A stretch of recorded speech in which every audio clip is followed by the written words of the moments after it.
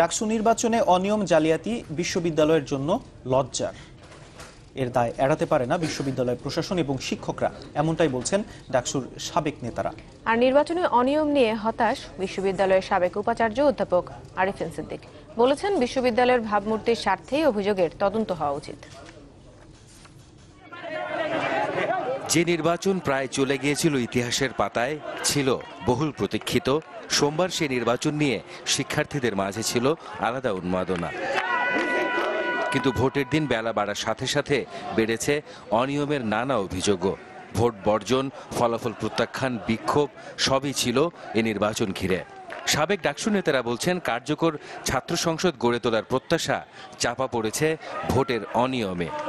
এই নির্বাচনের নামে যে একটা ভুয়া প্রতারণার আশ্রয় নিয়ে ডাকসুর যে মর্যাদা, বিশ্ববিদ্যালয়ের যে মর্যাদা, ভোটের পবিত্র অধিকারের যে মর্যাদা, সেই সমস্ত কিছুর পেছনে ছুড়েঘাত করা হয়।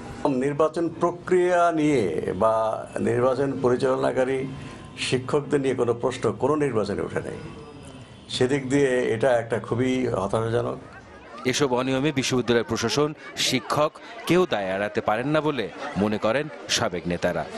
তারা আশ্বাস দিয়েছিলেন যে ঢাকা বিশ্ববিদ্যালয় কর্তৃপক্ষ, নির্বাচন পরিচালনা যারা দায়িত্বে আছেন, যে তারা নিরপেক্ষভাবে তাদের দায়িত্ব পালন করবেন, কিন্তু তারা সেটা ভঙ্গ করেছেন, তারা সেটা করতে পারেননি।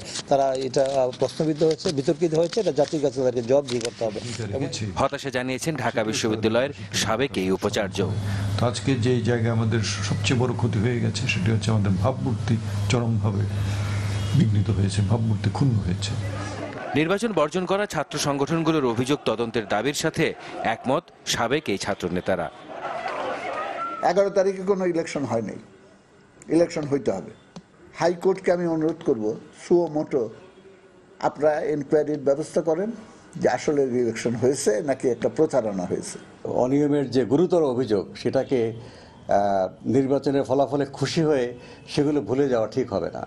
এটা ভবিষ্যতের জন্য একটা বলবো যে অনিয়মের বীজ রোপণ করা হবে, সেই বীজটা আরো শক্তিশালী হবে। সাবেক এই উপাচার্যও চান ঢাকা বিশ্ববিদ্যালয়ের ভাবমূর্তির স্বার্থেই অভিযোগ তদন্তের। দোষী যারা তাদের অবহেলার কারণে অথবা ইচ্ছাকৃতভাবে এই কাজগুলোর সঙ্গে যুক্ত হয়েছে, এই অপকর্মের সঙ্গে যুক্ত হয়েছে, তাদেরকে দৃষ্টান্তমূলক শাস্তির আওতায় আনে।